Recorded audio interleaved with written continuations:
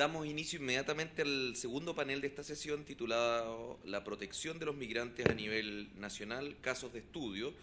Comienza con la presentación del caso de Chile, que está a cargo del ministro del Tribunal Constitucional y miembro suplente de la Comisión de Venecia en representación de Chile, el doctor Domingo Hernández Esparanza, quien es abogado de la Universidad de Chile y doctor en Derecho de la Universidad Complutense de Madrid, profesor de Derecho Administrativo y Derecho Constitucional de la Facultad de Derecho de la Universidad de Talca y ex abogado integrante de la Corte Suprema.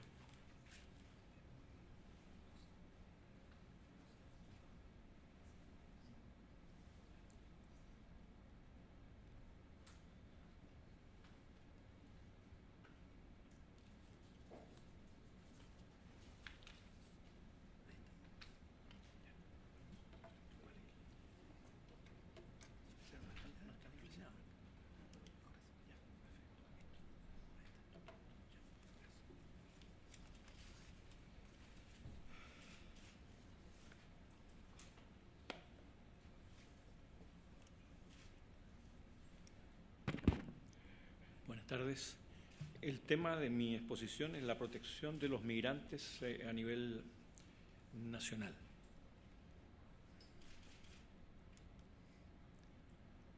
Migrar no es un delito.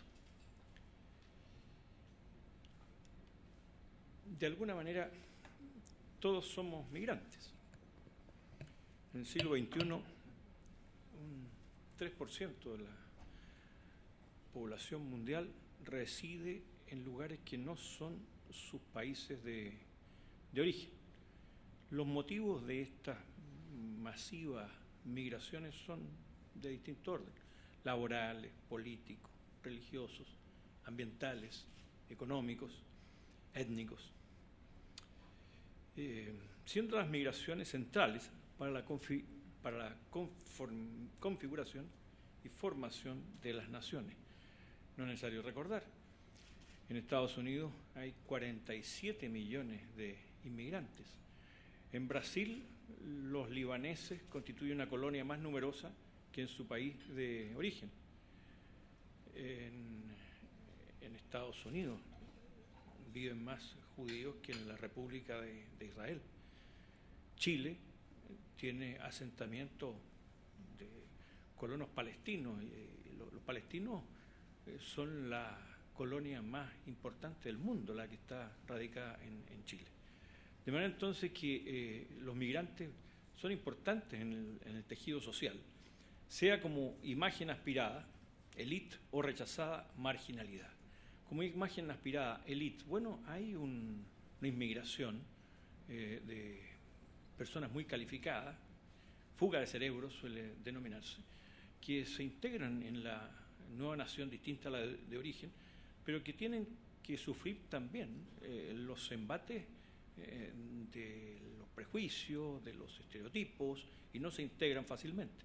Pero obviamente nuestra referencia en una charla de esta naturaleza es fundamentalmente a la situación de marginalidad.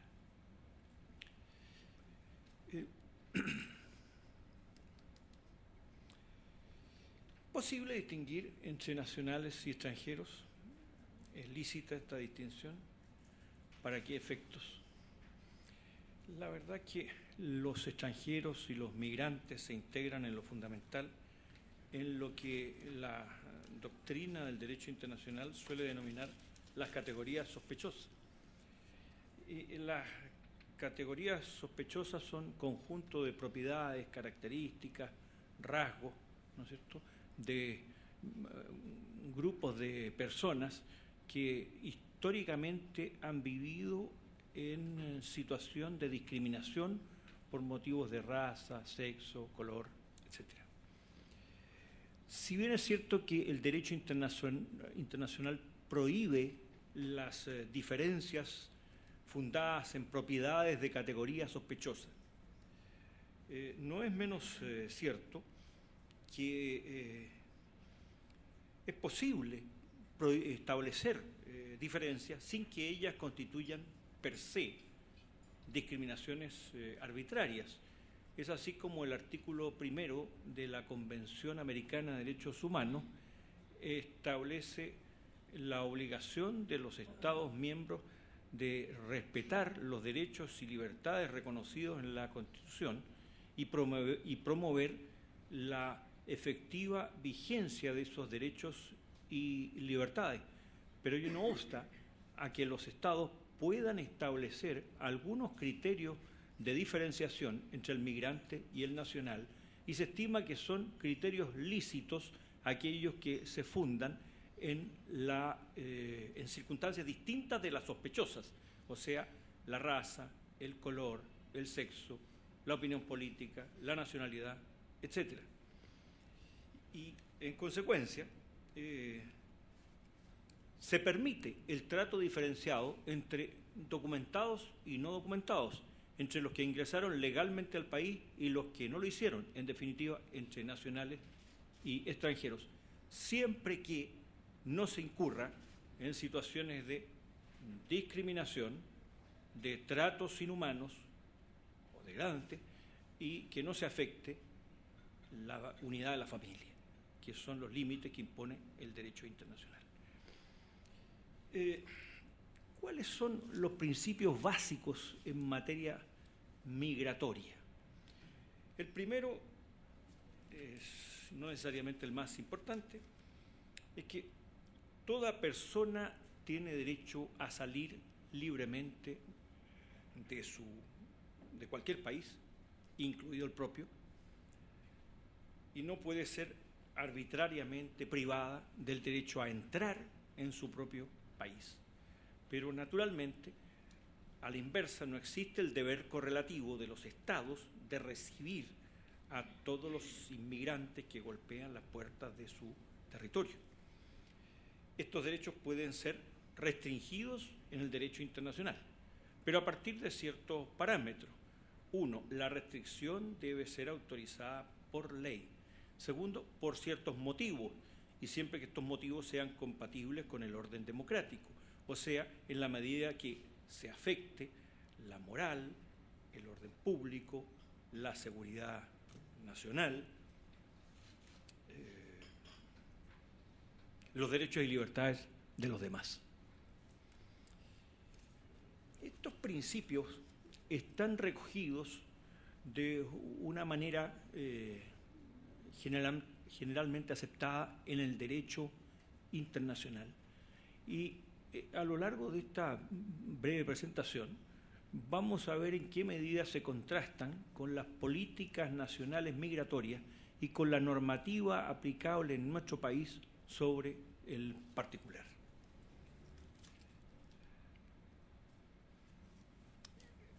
¿Qué restricciones establece el derecho chileno en materia migratoria y que se concilian en general con las pautas que se utilizan en el derecho comparado? En primer lugar, el derecho nacional establece diferencias en relación con los derechos políticos, y en esto no se aparta de lo que constituye la regla general. Por ejemplo, el derecho de sufragio activo y pasivo se reconoce exclusivamente a los nacionales mayores de 18 años y que no hayan sido condenados a pena aflictiva. En tanto, a los migrantes se les reconocen derechos muy limitados en este sentido, o sea, el derecho de ciudadanía activa, de sufragar cuando llevan 5 años en el territorio nacional, y el derecho de sufragio o ciudadanía pasiva cuando han transcurrido a lo menos 5 años desde la adquisición de su carta de nacionalidad. Hay otras categorías de derechos que son, lo llamaríamos nosotros, modulables, o sea, susceptibles de restricciones o limitaciones o distinciones, como sucede, por ejemplo, con el derecho al trabajo, reconocido como garantía constitucional en el artículo 19, número 16, que prohíbe cualquier discriminación que no se base en la capacidad o idoneidad de las personas, sin perjuicio de que la ley pueda establecer requisitos de nacionalidad, como lo hace, por ejemplo, el estatuto administrativo para acceder a la carrera funcionaria. ¿Qué ocurre con los derechos económicos, sociales y culturales? Esta categoría de derechos, que el artículo 26 de la Convención Americana reconoce y obliga a los estados a adoptar las medidas necesarias para darles efectiva aplicación en la medida de los recursos disponibles. Admiten algunos matices en su aplicación concreta, en particular en relación con el derecho a la salud y el derecho a la educación. En relación con el derecho a la salud, por ejemplo, el Estado de Chile garantiza a través de sus sistemas previsionales público y privado el libre acceso a prestaciones de salud. Es lo que interesa y dada la condición vulnerable de los migrantes, los particulares pueden acceder a las prestaciones de FONASA, que están abiertas a los chilenos y a los extranjeros en los mismos términos. En consecuencia, obtener prestaciones de medicina preventiva, prestaciones del sistema AUGE, que es una garantía explícita de salud que comprende 80 prestaciones básicas y que se otorga a los nacionales, a los indigentes y a los extranjeros sin diferenciación. Y en ese sentido, entonces, el derecho chileno se inserta dentro del marco de lo que es el derecho internacional. En lo que hace al derecho a la educación, la situación es teóricamente similar. Todos los niños y adolescentes tienen derecho a acceder a la educación escolar básica y media gratuitamente en la medida que lo establezca en esos términos la ley. Y la ley de educación, en su artículo 5, abre esta opción sin discriminación de nacionalidad. ¿Qué ocurre, sin embargo, en la práctica? En la práctica ocurre que los hijos de extranjeros transeúntes o que se encuentran afectos a una situación de ingreso irregular no obtienen la cédula de identidad que les es negada por el registro civil, y sin cédula de identidad no se les permite el acceso a las escuelas públicas municipales. Situación fáctica que es muy delicada y que compromete en definitiva, ¿no es cierto?, la esencia de este derecho reconocida en el derecho internacional. ¿Qué ha sucedido con la legislación chilena concerniente a esta materia? La norma más importante es ciertamente la ley de extranjería. ¿Qué ocurre con la ley de extranjería? El decreto ley 1094, que está vigente en Chile y que data de 1975, con 40 años de vigencia, constituye la ley de este tipo más antigua en Sudamérica. Fue complementada 9 años más tarde por un reglamento que confiere una serie de normas que llenan vacíos contenidos en la legislación principal y que hacen que en definitiva no se respete mayormente el principio de la reserva legal y que las normas que se aplican son fundamentalmente las normas de carácter reglamentario. Bueno, este decreto ley 1094 no constituye la primera norma aplicable en Chile. Es así como en el año 1918 se dicta una norma legal que establece un criterio de, llamémoslo, profilaxis social para el ingreso al país, de manifiesto rasgos fascistoides, desde el momento que limita la posibilidad de ingreso a aquellos que tengan una profesión que los habilite para ganarse la vida, o que no sean criminales o delincuentes, en fin, para la mejora de la raza, como dicen los cronistas de la época. Esto, por lo demás, se inserta un poco en lo que era la creencia común en el derecho internacional. En sus principios de derecho internacional, don Andrés Bello reconoce al legislador nacional la posibilidad de regular la temática de los derechos de los extranjeros con plena libertad. Entonces, esta ley, este decreto ley 1094, configura un nuevo paradigma o principio en esta materia, o sea, el paradigma de la seguridad nacional, y otorga al Ministerio del Interior atribuciones muy amplias, muy discrecionales, para pronunciarse respecto de las visas permanentes o definitivas y eventualmente la permanencia en el país de los extranjeros, en la medida en que su continuidad sea de utilidad y conveniencia para el país, utilidad y conveniencia que se mensura o califica en función de un informe de la Dirección General de Investigación. ¿Qué ha ocurrido en la práctica? Ocurre en la práctica que los detectives de la Policía de Investigaciones se constituyen en el lugar dado como domicilio por el migrante, no lo encuentran, terceras personas los informan de que estaría trabajando en una parte determinada donde no lo encuentran, e informan que este extranjero no califica para el efecto de obtener su visa de trabajo, y que los documentos que presentó al efecto son inauténticos. Y sin posibilidad alguna de defensa, este particular, con el mérito de solo este informe administrativo, es expulsado del país y tiene 24 horas para recurrir. Naturalmente, este es un esquema privilegiado, las 24 horas. Si la expulsión la disponen los gobiernos regionales, simplemente no tiene recurso alguno. Es habitual que las expulsiones se dispongan, como se nos ha dicho también en España, en los fines de semana. Y el particular queda en la más completa indefensión.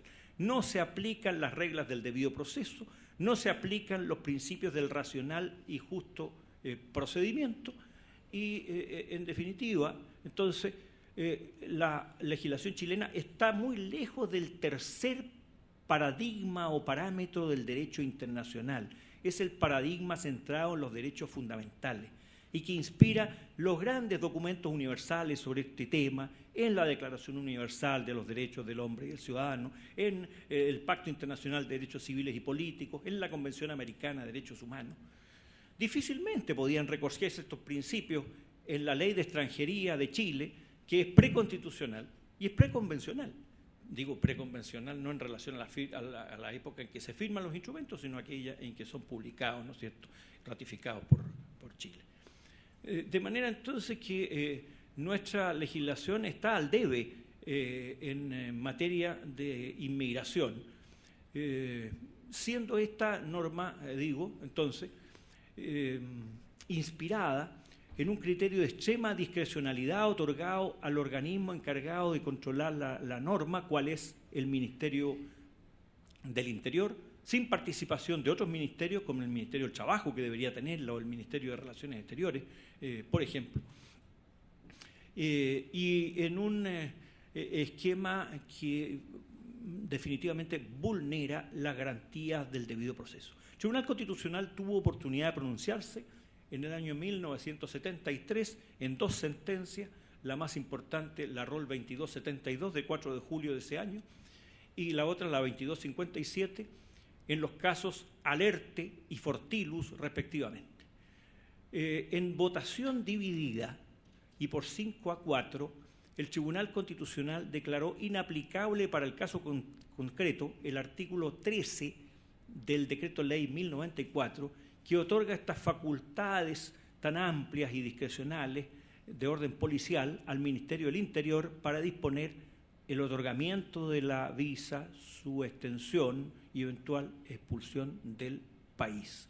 En esa oportunidad, el pronunciamiento del tribunal expresó que este paradigma contenido en esta disposición legal no se ajusta a los parámetros internacionales, que en esta materia debería existir un estatuto tasado de causales de expulsión establecidos en la ley y no en una norma de carácter reglamentario, y que en definitiva es indispensable ayornar el derecho chileno para adaptarlo a la situación del derecho internacional. Se intentó hacer algo así en el año 2012 por el expresidente Piñera, pero la verdad es que ese instrumento, que está en este momento paralizado en su tramitación legislativa, no avanza mucho en la materia.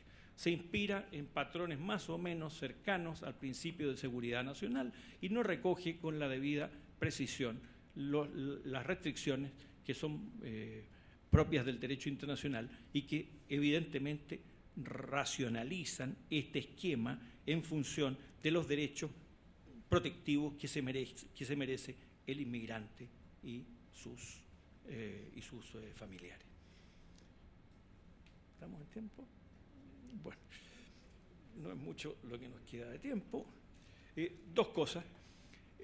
Los principales parámetros, diría yo, inspiradores del principio de defensa de los derechos humanos que inspiran el derecho internacional se contienen en la observación 15 de Naciones Unidas, que establece, ¿no es cierto?, el derecho de los migrantes a la protección, aun cuando hayan ingresado irregularmente al país, siempre que se respeten algunas pautas o principios mínimos como racionalidad, proporcionalidad, justicia procedimental, necesidad de la medida interventora, etcétera, etcétera. Y el otro gran principio se sienta en una sentencia de la Corte Interamericana de Derechos Humanos, la sentencia Vélez-Loor del año 2010, que trata el caso de un ecuatoriano que fue objeto de discriminación arbitraria en Panamá, y donde se fijan alguna serie de criterios que inspiran o deben inspirar al ordenamiento jurídico internacional en esta materia, como la regla del debido proceso, como la regla de restricciones impuestas solo por ley en función de algunas pautas fijadas necesariamente por el legislador, etcétera, etcétera.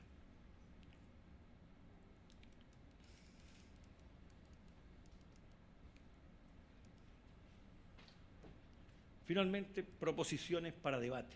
¿Cuál es el espacio legítimo para la discrecionalidad administrativa en materia migratoria? ¿Se producirá una sobrereacción involutiva, un cambio de paradigma migratorio por la cuestión del terrorismo en Europa? El tema no es menor. Después de los atentados de noviembre en Francia, que producen la muerte de 129 personas, Francia cierra su frontera. No obstante, la disposición aperturista contenida en la Convención Europea de Derechos Humanos, el artículo 15. Finalmente, hasta qué límite los requisitos migratorios y su fiscalización dejan de ser razonables para pasar a ser arbitrarios. Y cierro con esta impactante imagen que se publicó en todos los diarios del mundo y que muestra a un niño sirio en las costas de Turquía, lo que parecía el término del sufrimiento de la familia perseguida, marginada y aterrorizada, y la llegada a la tierra de promisión se tradujo en esta muerte trágica de este niño y en la pregunta que nos formulamos: ¿tienen todos derecho a migrar? ¿Tienen los estados el derecho a cerrar absolutamente las puertas en defensa de su seguridad nacional, o hay principios éticos que son mucho más importantes? Muchas gracias.